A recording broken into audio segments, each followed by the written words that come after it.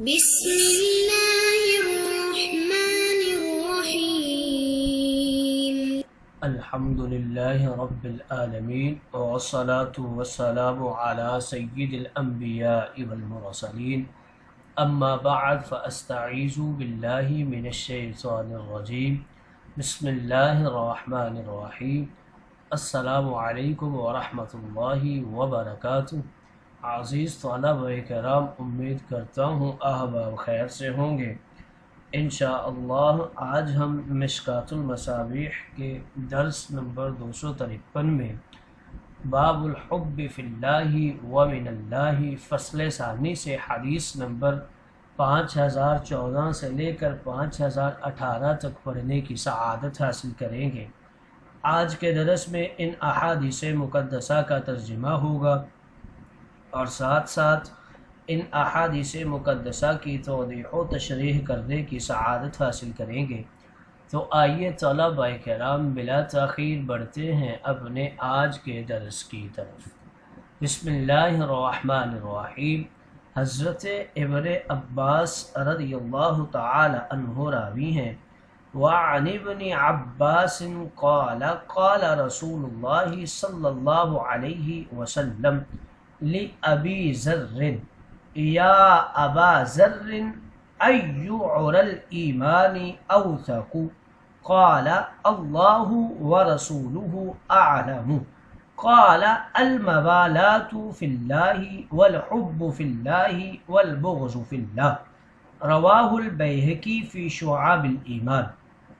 حضرت ابن عباس رضی اللہ تعالی عنہ راوی ہیں، کہتے ہیں کہ رسول کریم رؤوف الرحیم تاجدار انبیاء حبیب مہرباں رسول کائنات صلی اللہ علیہ وسلم نے حضرت ابو ذر رضی اللہ تعالی عنہ سے فرمایا کہ اے ابو ذر، جانتے ہو ایمان کی کون سی رسی اور شاخ زیادہ مضبوط ہے؟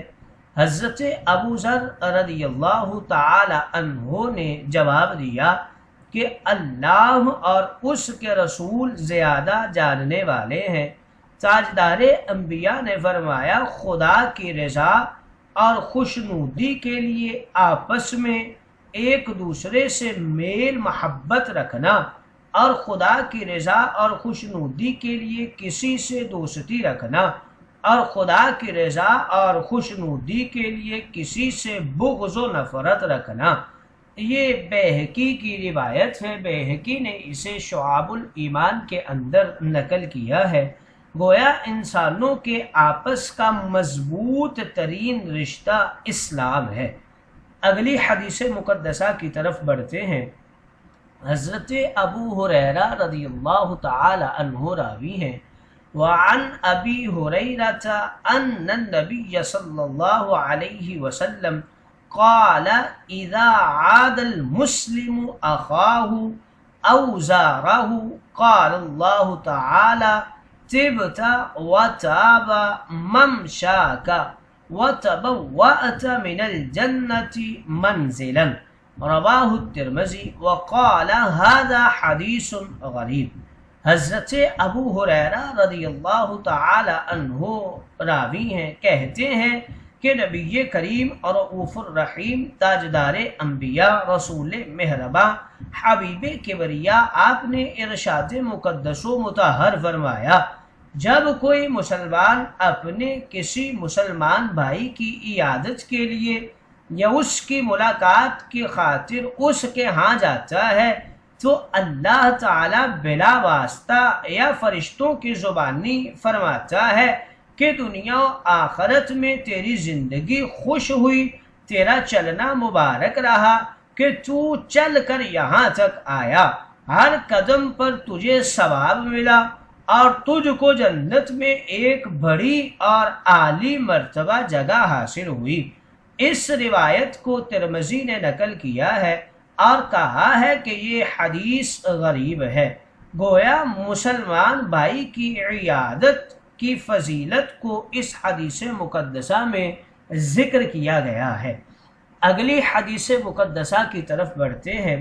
حضرت مقدام بن معدی کرب رضی اللہ تعالی عنہ راوی ہیں وعن المقدام بن معدی کرب عن النبی صلی اللہ علیہ وسلم قال اذا احب الرجل اخاہ فلیخبرہ انہ یحبہ، رواہ ابو داود اور ترمذی۔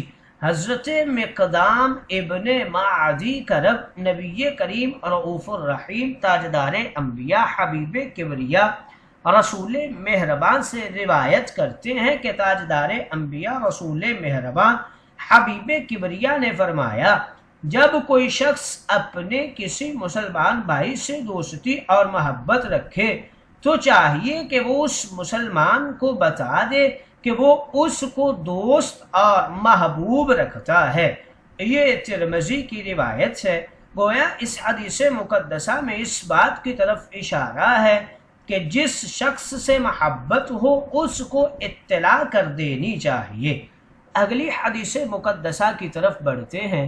حضرت انس رضی اللہ تعالی عنہ راوی ہیں وعن انس قال مر رجل بالنبي صلى الله عليه وسلم وعنده ناس فقال رجل ممن عنده إني لأحب هذا لله، فقال النبي صلى الله عليه وسلم أعلمته؟ قال لا، قال قم إليه فأعلمه، فقام إليه فأعلمه، فقال أحبك الذي أحببتني له؟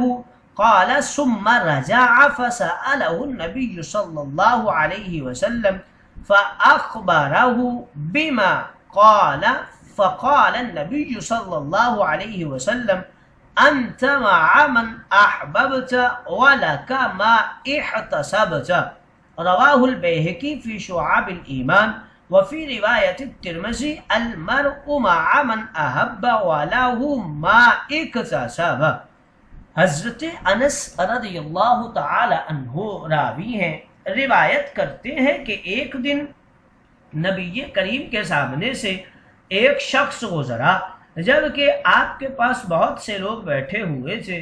ان لوگوں میں سے ایک شخص نے کہا کہ یہ آدمی جو ابھی سامنے سے گزرا ہے میں اس سے محض اللہ کی رضا اور خوشنودی کے لیے محبت کرتا ہوں۔ نبی کریم نے یہ سن کر فرمایا، کیا تم نے اس کو بتا دیا ہے کہ تم اس سے محبت رکھتے ہو؟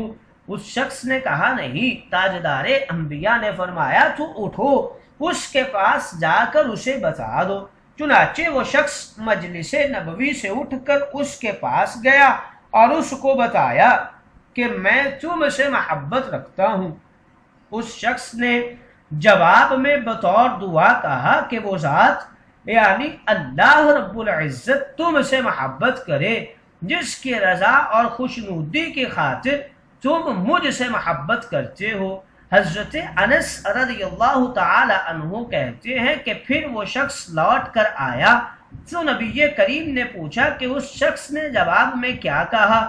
اس نے تاجدار انبیاء کو اس کا جواب بتایا جو اس نے دیا تھا۔ حضور نے فرمایا کہ تم آخرت میں اس شخص کے ساتھ رہو گے جس سے تم محبت رکھتے ہو، اور تم محبت رکھنے بلکہ ہر عمل میں اس چیز پر اجر و جزا پاؤ گے جس کی اللہ تعالیٰ کے لیے نیت کرو گے۔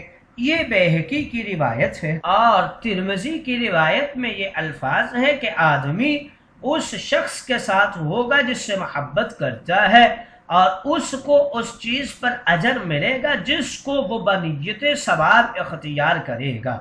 اگلی حدیث مقدسہ کی طرف بڑھتے ہیں۔ حضرت ابو سعید خدری رضی اللہ تعالی عنہ راوی ہیں وعن ابی سعید انہ سمع النبی صلی اللہ علیہ وسلم يقول لا تصاحب الا مؤمنا ولا يأكل طعامك الا تقي، رواہ الترمذی، ابو داود والدارمی۔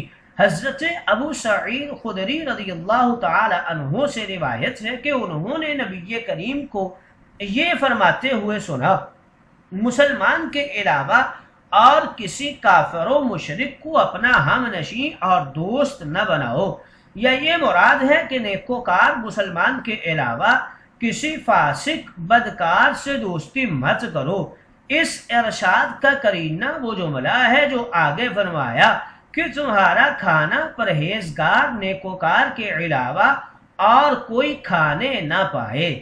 لا تصاحب یعنی برے لوگوں کی ہمراہی دوستی اور ہم نشینی سے بچو، کیونکہ یہ تیرے لیے مارے آستین ہیں، تیرے جسم کے بجائے تیرے ایمان اور روح کو ڈنگ ماریں گے، تجھے شرک و بدعات میں ڈال دیں گے اور تجھے بد اخلاقی اور بد کرداری سکھائیں گے۔ اس لیے مومنین کے ساتھ دوستی اور تعلق رکھو۔ الا تقی یعنی تیرا حلال لقمہ ہے، اس لیے مناسب ہے کہ اس کو نیک متقی آدمی کھائے۔ مطلب یہ کہ فاسق و فاجر کا تجھ پر ایسا احسان نہیں ہونا چاہیے کہ کل تجھے اس کو مجبوراً کھلانا پڑے، بلکہ تیرا معاملہ نیک لوگوں کے ساتھ ہونا چاہیے۔ ہاں مجبوری کی صورت تو الگ ہے۔ گویا اس حدیث مقدسہ میں اس بات کی طرف اشارہ ہے کہ تعلقات اور دوستی صرف دیندار لوگوں کے ساتھ قائم کرو۔